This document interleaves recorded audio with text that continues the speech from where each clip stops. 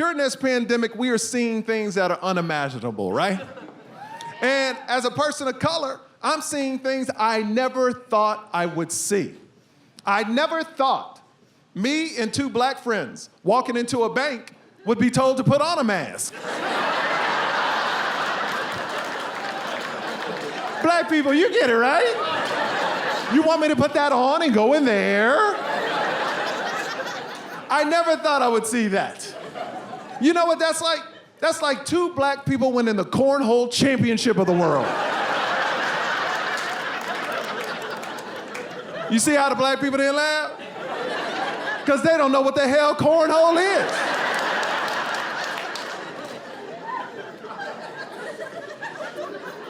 I never thought a furniture store could be racist during a pandemic. Now, we just celebrated Juneteenth. It's a national holiday. It's on the calendar now, and it's beautiful. It's a beautiful situation. Now, if you don't know what it means it's the emancipation of the last black American slaves. Yeah.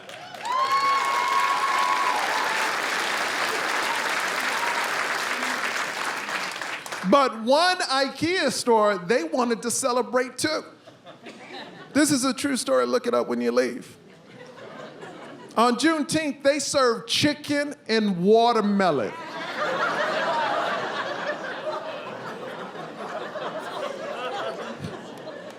I was just like y'all, I was mad. I got offended, you know? Because when I got there, they were out of watermelon. I was like, this is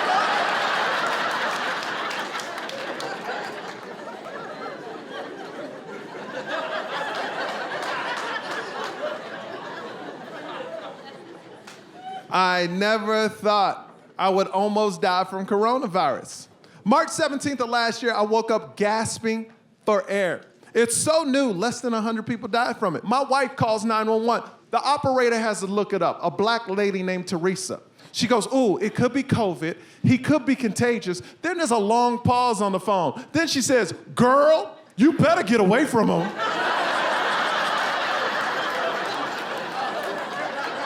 My wife goes, what I do? She says, put him in the front yard. I'm like I'm trash? My wife looks at me and goes, you got to go.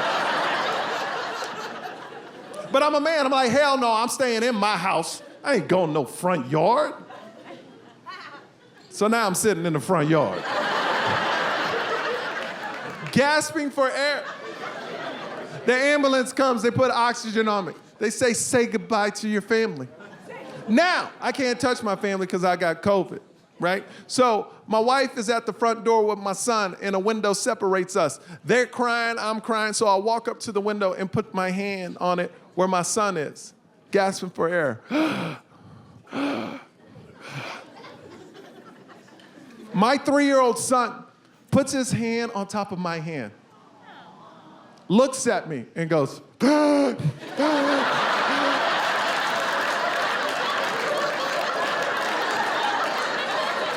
this little motherfucker making fun of me, man. Fuck you, dude. But the comedian in me was like, his timing's incredible.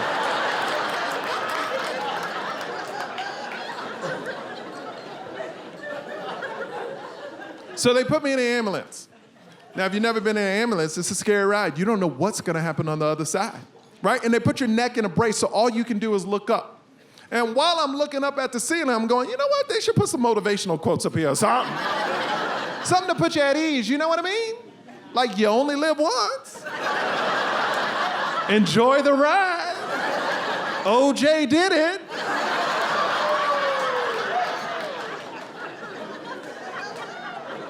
So I get to the hospital. Lots of doctors and nurses waiting on me, and this is when I found out something interesting. The guy that rolled me out of the ambulance was like, you're our first COVID patient. Good luck. So they send me into a room. They take every blood test, every x-ray they could, right? Then they leave the room. About 30 minutes later, I see all the doctors in front of my room in a window, right? And they're just talking like, and then I see them draw straws and one goes, fuck!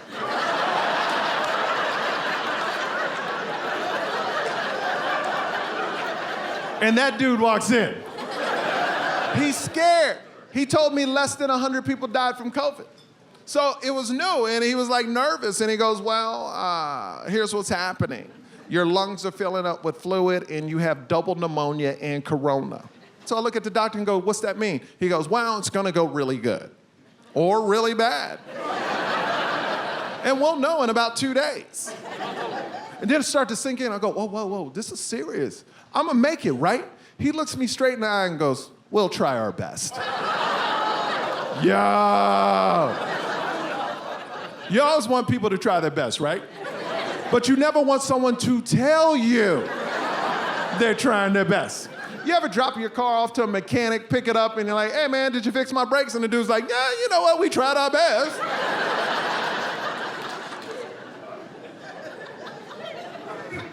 So they put me in ICU. I'm the only person in ICU. It's new.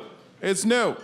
Now, this is the only thing I'm gonna say about vaccines. I don't care if you're on them or not on them. I'm not gonna tell you what to do with your body. But if you're not on them, please do not say, I don't wanna get the shot because I don't wanna be a guinea pig. You're not a guinea pig. You know how I know this? Because I was a guinea pig.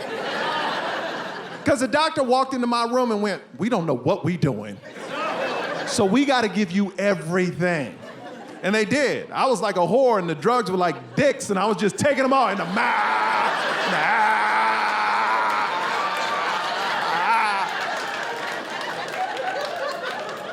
I got gangbanged by experimental drugs.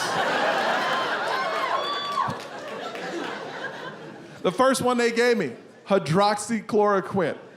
I had an allergic reaction to it. My temperature shot up to 104.8, almost died that night.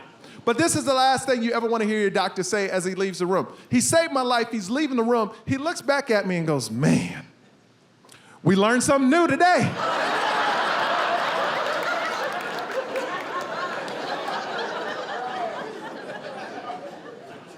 Now, as I'm dying in the hospital, I'm watching TV. And there's a group of people on TV saying it's a hoax. Now, you know what these people look like.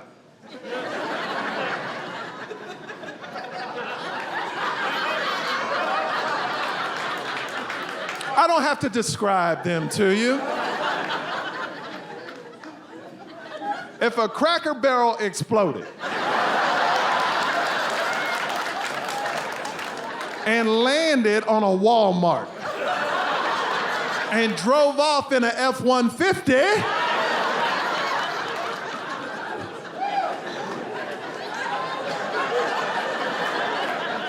so they were supposed to tell me if I was gonna live or die in 2 days. It took them 4 days, right? The doctor said, you're doing so well, we're actually gonna let you go on the 5th day. So, on the 5th day, I'm getting ready. I'm putting on all my clothes. All the doctors run into my room and go, no, lay back down, lay back down, lay back down. You can't leave. I go, what's the matter, doc, what's the matter? He goes, oh man, we just let somebody go home and they died. I was like, shit. You can keep me in this bitch forever. I'm not going anywhere, you know? Put me at the front desk, I'll answer phones, I don't care.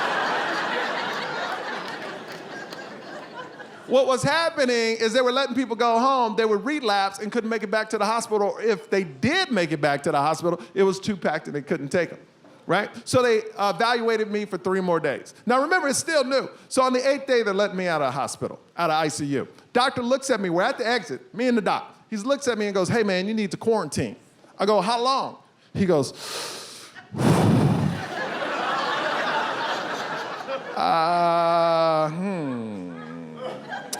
22 days? Cool. I'm at home for 22 days quarantine. Let me tell you what my beautiful wife is going through. She's alone. We have a 3-year-old son and a 2-month-old daughter. So for 22 days, I'm hearing my kids yell, scream. My son's asking where daddy is. My wife is losing her mind. I'm getting breakfast, lunch, and dinner delivered to my room.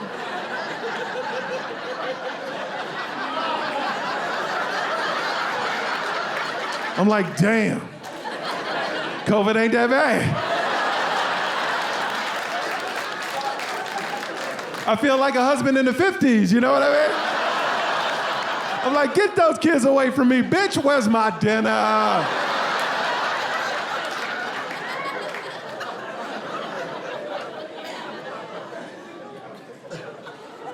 But I gotta say, man, to all the doctors, nurses, frontline workers that are here tonight, thank you for what you do. You are the real heroes.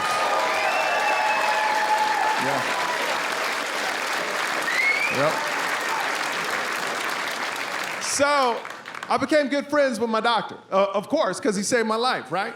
And they test my blood all the time because I was one of the first patients that beat COVID that they didn't put on a ventilator. So the doctor calls me up for a blood test to see if I need a booster or not. And he goes, well, here's your results. If your level is over 20, you don't need a booster. If your level is under 20, you need a booster. I go, all right, doc, what's my level? He goes, your level is 2,500. You have 120 times more antibodies than you need. The highest number I've ever seen during this pandemic is 700, and your level is 2,500. That's right. I hung up the phone, looked at my wife, and said, I'm a goddamn superhero. I'm the half Black Panther. Do you realize I could sneeze on someone and cure them? Shake my hand, sir. You're vaccinated. Fist bump. Booster!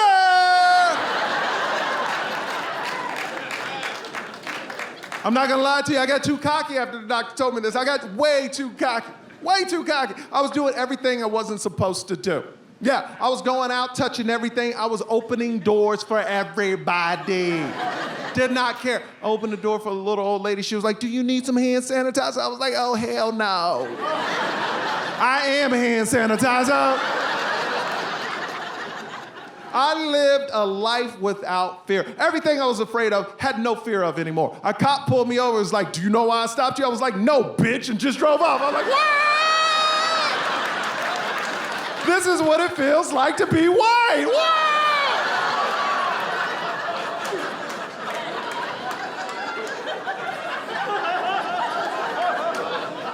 I didn't do that. I'm still half black. I ain't doing that to a cop. Oh, hell no.